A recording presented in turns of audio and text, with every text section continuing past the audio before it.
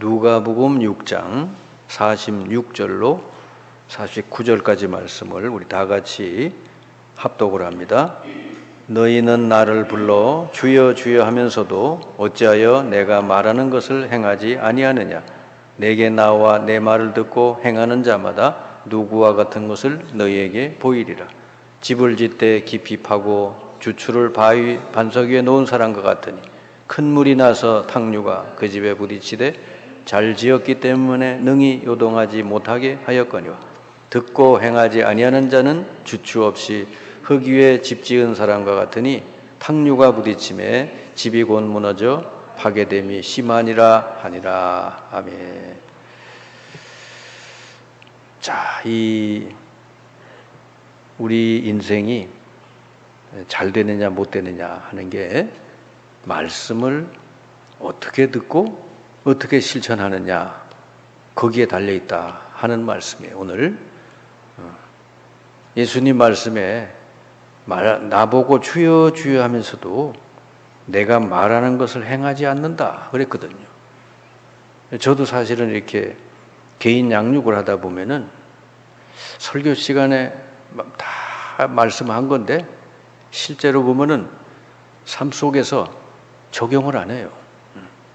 그냥 설교는 설교고 자기 삶은 삶이고 그냥 따로 놀아요, 따로. 그래서 개인 양육이 효과가 나는 거는 그런 거를 하나하나 이렇게 발견하도록 해서 적용하도록 이렇게 도와주는 역할을 하니까요. 그러니까 역사가 일어나는 것이지. 그래서 여러분 말씀을 듣고 실천할 때 기적이 일어난다고 하는 거예요. 하나님이 우리에게 주시는 말씀은 우리를 괴롭히려고 또 우리의 것을 뺏어가려고 주시는 말씀이 아니에요. 신명기에 보면은 내가 너희에게 주는 말은 너희 행복을 위해서 주는 말이다 그랬거든요. 우리 행복, 진짜 하나님의 그 놀라운 축복 이걸 누리게 하려고. 그래서 이런저런 말씀을 주신 거란 말이죠. 근데 이제 우리가요 하나님 떠나서 오랫동안 살다 보니까 너무너무 이렇게 부정적인 생각에 사로잡혀 있어요. 네. 그리고 그동안에 많이 이렇게 실패를 하고 또 실패하고 하다 보니까 하나님 말씀을 듣고 행한다고 뭐가 되겠어? 이렇게 자꾸 자기 경험과 자기 생각에다가 자기를 가둬놓고 하나님은 저 깊은 데 가서 그물을 던져봐라. 주님은 그랬는데 만약에 베드로가 그때 내가 수십 년 고기 잡는 사람인데 밤새워 잡았는데 아무것도 없는데 뭘 또 던지라고 합니까? 던져봐야 소용없습니다. 자기 경험과 자기 지식이 자기 생각에 이렇게 한계에 딱 잡혀 있으면요 믿음이 자라나질 않아요. 다행히도 베드로가 주님 말씀을 의지하여 그물을 던지겠나이다 했을 때 그물이 찢어질 정도로 고기가 잡혔잖아요. 하나님은 우리에게 어떤 말씀을 주실 때는 바로 그런 축복을 우리에게 주시기 위해서 주시는 말씀이다 하는 거죠. 네. 모세도 똑같아요. 나이가 80대 바로왕에 가서 내 얘기를 전해라. 내가 이 형편에 내가 누군데 나이 80에 지금 도망자 신세인데 가면 잡힐 텐데 내가 누군데 바로왕에게 갑니까? 그러는 거예요. 당연하죠. 그게 맞는 말이지. 근데 하나님이 말씀하셨을 때는 거기 그 말씀 뒤에 어마어마한 놀라운 일들이 벌어지는 것이죠. 그게 하도 못 가겠다 하니까 하나님이 그러잖아요. 내가 너와 함께 한다. 얼마나 모세가 자꾸 이리저리 뺍니까? 나 말을 못해요. 그랬더니 너희 형 말 잘하는 너 형 붙여준다. 그런 거 보면 하나님도 참 이렇게 인내심이 많으신 것 같아. 나 같으면 애끼 가라 이놈아. 너하고는 같이 일 못하겠다. 그럴 텐데 그래도 끝까지 붙들고 하시려고 그러는 거예요. 그게 결국은 억지로 모세가 순종하고 나갈 때 그 지팡이 하나님 능력이 나타나가지고 10가지 기적을 일으키면서 이스라엘 백성을 애굽에서 건져내잖아요. 그런 놀라운 일들이 이 모세가 말씀을 듣고 순종할 때 일어난 거란 말이지. 자기 경험, 자기 지식, 자기 이 형편 이런 거 따지고 나 할 수 없다 그러면은 아무것도 일어나는 일이 없죠. 가나 혼인잔치집에 포도주가 떨어졌을 때 예수님이 거기 계셨지만 아무 문제도 해결이 안 됐죠. 근데 엄마가 하인 보고 시키잖아요. 너희들이 저분이 어떤 것을 명하든지 그대로 해라. 그때서부터 예수님 말씀을 하신 거예요. 하인이 그대로 했어요. 물동이에 가득 채워서 갖다 주는데 물이 변해서 포도주로 바뀌는 놀라운 역사가 일어났잖아요. 모든 게 다 똑같아. 그 소경이 치유받는 과정도 보면요. 가 그래 불쌍하다 내가 치유해 줄게. 눈에다가 안수하고 치료한 게 아니에요. 그냥 진흙을 이겨서 발라주고는 저 요단강에 가서 씻고 와라. 이게 아직 소경인데 요단강이 어딘지 모르지만 거기 가서 씻고 오라는 거예요. 그대로 순종하고 갔더니 씻고 나왔더니 눈이 열렸다. 아멘. 네. 38년 누워있던 환자 보고 예수님이 그러잖아요. 자리를 들고 일어나라. 일어나 걸어가라. 아니 어떻게 38년이나 누워있던 사람인데 어떻게 일어나 걸어가래요. 그런데 이 환자가 그게 놀라운 겁니다. 그 말씀을 순종하고 일어나니까 일어나졌다는 것이지. 전부 똑같아요. 우리가 주님 말씀을 그냥 듣기만 하지 말고 말씀을 듣고 한 가지라도 내 삶 속에 자꾸 실천을 하면은 거기에 능력이 나타나고 기적이 나타나는 거다. 네. 그래서 여러분 하나님 말씀은 우리를 정말 행복을 위해서 주시는 말씀이라는 거 꼭 기억하시길 바랍니다. 그래서 여러분 말씀을 행하기 전에 뭐요? 잘 들어야 되잖아요. 그 말씀 듣는 거가 아주 중요해요. 예배 드리는 것보다 제사보다 더 중요한 것이 말씀 듣는 거라 그랬어요. 전도서 5장에 나왔잖아요. 가까이 하여 말씀을 듣는 것이 우매자의 제사 드리는 것보다 낫다 그랬어요. 그러니까 예배 드리러 나와서 예배는 드렸는데 말씀을 안 듣는 사람이 많아요.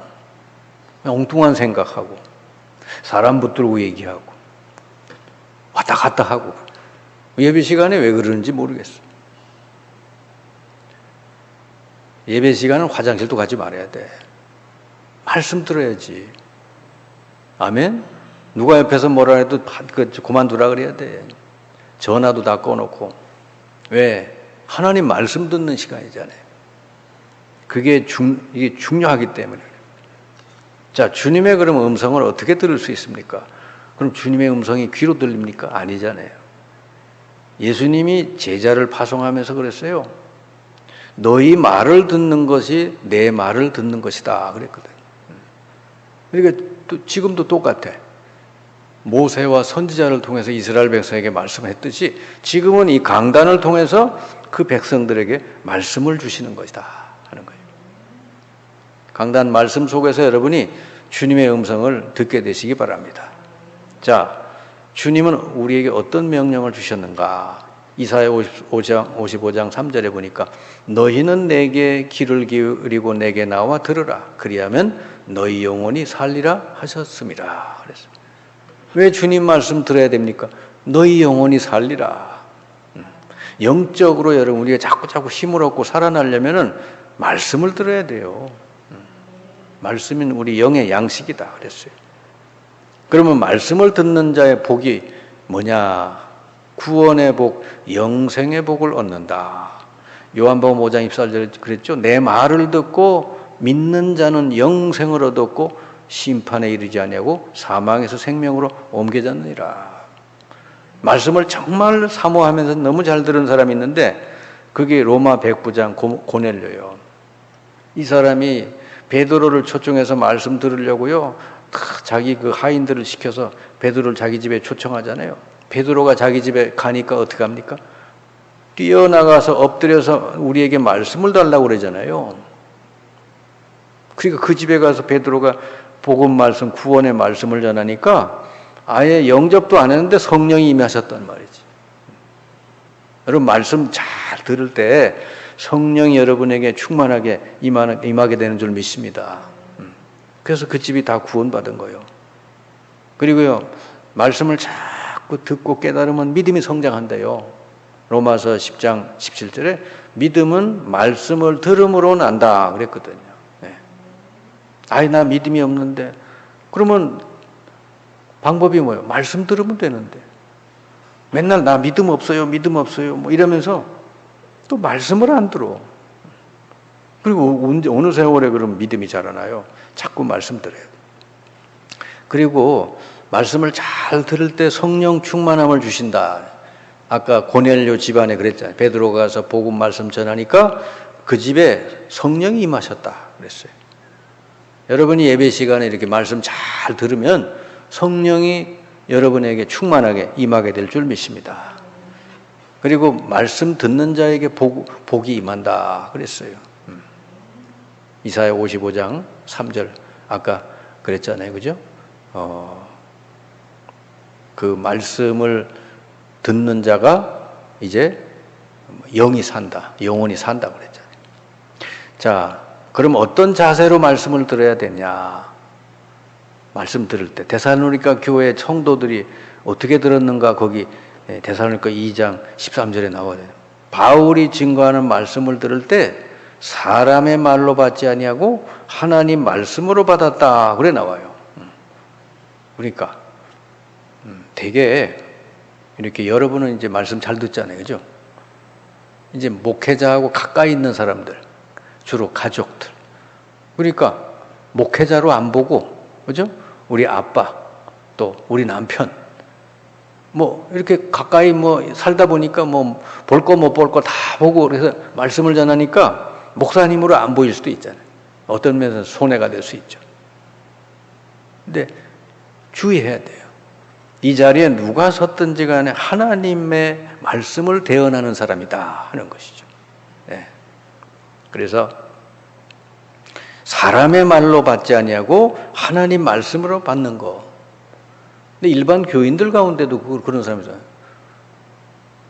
가끔 이런 얘기, 오늘 목사님 말씀 듣고 이랬는데 왜 제 말이요 그게? 하나님 말씀이요. 네. 그럼 목사님이 이러라 그랬다 저러라 그랬다. 그 틀린 말이요. 하나님의 말씀이다 그 말이죠. 아멘. 네. 이렇게 들어야 제대로 듣는 거다. 그리고 강팍한 마음을 버리고 온유하고 겸손한 자세로 말씀을 받아야 된다. 히브리서가 그랬고 하나님은 말씀 앞에 두려워 떠는 자를 돌아보신다 그랬습니다. 왜냐 말씀이 하나님이니까요. 말씀이 하나님이라 그랬으니까 우리가 말씀을 듣고 받을 때 하나님 대하듯이 해야 된다고 말이죠. 그리고 시바 여왕이 얼마나 이 솔로몬이 주는 이 지혜로운 말을 사모했는지 그걸 들으려고 저 땅 끝에서 솔로몬에게 찾아왔다 그러잖아요. 그러니까 이런 자세, 말씀을 사모하는 이런 자세로 나올 때 하나님의 은혜가 임할 줄 믿습니다. 그러니까 매주일마다 주일마다 이렇게 여러분 나올 때 이런 자세로 나오면요 그 사람 틀림없이 성령 충만받고 그리고 하나님의 은혜가 충만하게 될 줄 믿습니다. 예배 시간에 다른 것 생각할 게 없죠. 자, 그러면 말씀 묵상을 어떻게 하면 좋으냐? 시편 1편에 그랬잖아요. 누가 복 있는 자냐? 주의 율법을 주야로 묵상하는 자로다. 그러니까 말씀을 묵상해 어떤 방법을 하느냐? 뭐 이게 정답은 아니지만 말씀을 여러분 들으면서 혹은 읽으면서 이런 거를 잘 확인하시면 돼요. 말씀 속에 하나님의 약속이 있는가? 또 내가 순종해야 될 하나님 명령이 있는가? 말씀 듣다 보니까 생각나는 죄가 있는가? 그럼 고백하면 되고 또 말씀 속에 내가 따라서 해야 될 모범이 있는가? 또 내가 어떤 행동을 바꿀 게 있는가? 말씀 속에 내가 격려가 되고 위로가 되는 말씀이 있는가? 또 말씀 속에 어마어마한 지혜가 들어있는가? 통찰력. 말씀 속에 또 내가 붙들고 기도해야 될 제목이 있는가? 또 하나님을 경외할 이유가 있는가? 이렇게 말씀을 듣고 묵상하면서 여러분들이 뭐 이걸 다 찾아내라는 건 아니고 그 중에서 이렇게 여러분이 정말로 말씀 들으면서 이런 거 하나씩 하나씩 찾아내서 여러분 그대로 삶에 적용하면 기적이 일어날 줄 믿습니다. 말씀을 듣고 적용만 하면 여러분 놀라운 일이 벌어져요. 제가 이렇게 양육을 하다 보니까 어떤 물질에 잡혀가지고 물질을 제대로 이렇게 하나님 앞에 드리는 것을 잘 못하는 사람도 있더라고요. 그래서 제가 거기에 대한 말씀을 알려주고 이걸 가지고 한번 시험해봐라. 하나님 말씀이 맞는지 틀린지 한번 시험해봐라. 그래서 다행스럽게도 시험을 했어요. 본인이. 그랬더니 그 뒤에 진짜 간증이 될 만한 일들이 막 벌어졌어요. 그러니까 하나님 말씀이 믿어진 거예요. 아멘? 자기가 드린 것 이상으로 어마어마한 일들이 그 뒤에 벌어졌다니까요. 응? 그러니까 하나님이 주시는 말씀은요, 우리 뒤에 어마어마한 축복을 예비해 놓고 주시는 말씀이다. 아브라함 보고 네 자식을 제물로 드리라고 그랬잖아요. 하나님이 어떻게 그런 말씀을 여러분 하나님이 할 수 있어요. 그런데 그 뒤에 어마어마한 축복을 예비해 놓고 말씀한 거예요. 아브라함이 그대로 순종했더니 순양을 이미 예비해 놓으셨고 그것 때문에 이삭이 거기서 자기가 죽었고 자기 대신 순양이 대신 죽었구나. 그리스도가 나 대신 죽었구나. 이걸 이삭이 거기서 깨닫게 됐죠. 그러니까 이삭은 그날부터 완전히 자기는 죽은 목숨이야. 내가 사는 건 그리스도로 말미암아 사는 거예요. 이제. 그러니까 하나님이 이삭을 그냥 무조건 축복했잖아요. 그러니까 아브라함 잘못하면은 그걸 안 했으면요 아브라함의 우상이 될 뻔했어요. 100년 만에 100살 만에 얻은 아들이 얼마나 귀중해. 그냥 손에서 안 놀려고 그래. 금이야 오게 하면서. 근데 하나님 내놓으라는 거 아니야. 근데 드렸더니 하나님이 완전히 새로운 사람으로 바꿔서 아브라함에게 되돌려 주셨다 하는 것입니다. 그래서 자, 하나님 말씀을 여러분이 잘 듣는 거, 잘 깨닫는 거, 그리고 그 들은 것 중에서 내 삶 속에 실천하고 적용할 거, 이런 부분을 여러분이 하나씩 하다 보면은 말씀이 깨달아지고 체험되고 믿음이 자꾸자꾸 자라나게 될 줄 믿습니다. 그 에스겔서에 보면요, 이스라엘 백성이 뼈다귀처럼 됐다 그러잖아요. 영적으로 완전히 죽은 시체처럼 된 거예요. 사람은 영적 존재입니다. 창세기 1장 27절에 하나님의 형상으로 지음받은 영적 존재. 그런데 이 영적 존재인 하나님 자녀가 범죄하고 하나님 떠나서 영이 죽어버렸어. 그런데 예수님 영접하고 나서 성령이 내게 임하면서 우리 영이 살았어요. 그런데 영이 아주 건강하고 힘있게 이렇게 일어나야 되는데 이스라엘을 보니까 에스겔 37장에 완전히 죽은 뼈다귀처럼 됐다. 지금 성도들도 이런 사람이 많아요. 완전히 영적으로 무기력하게. 믿음이 하나도 없고 맨날 염려 충만해가지고 사는 사람 너무 많아요. 이런 사람에게 뭐가 돼요? 하나님 했잖아요. 에스겔 보고 말씀을 대어내라. 뼈다귀를 향해서 말씀을 대어내라. 그리고 생기가 불어와서 살게 하라. 성령. 두 가지 했어요. 말씀을 대언해주고 기도해서 성령이 임하게. 그래도 다 살아났대잖아요. 살아난 정도가 아니라 군인이 됐대잖아요. 말씀의 능력인 줄 믿습니다. 네. 그래 말씀은 치유의 능력이 있어요. 히브리서 4장 12절 그랬죠? 하나님 말씀은 살아있고 운동력이 있어 좌우날 수 없던 검보다 예리하여 우리 혼영 관절 골수를 찔러 쪼개기까지 한다 그랬잖아요. 그러니까 여러분 영이 살고 혼이 살고 관절 골수 육신까지 다 건강하게 살아나려면 제일 중요한 건요 말씀을 잘 듣고 기도하면 돼요. 응? 말씀이 들어가면 뼈다귀가 다 붙어버리고 그리고 기도하니까 성령이 임해서 다 살아난다잖아요. 여러분이 먼저 이걸 체험하고 경험해서 여러분 주위 사람들에게 말씀이 증거되기를 바랍니다. 내가 이 말씀을 체험을 해야 그걸 사람에게 알려줄 수가 있어요. 네.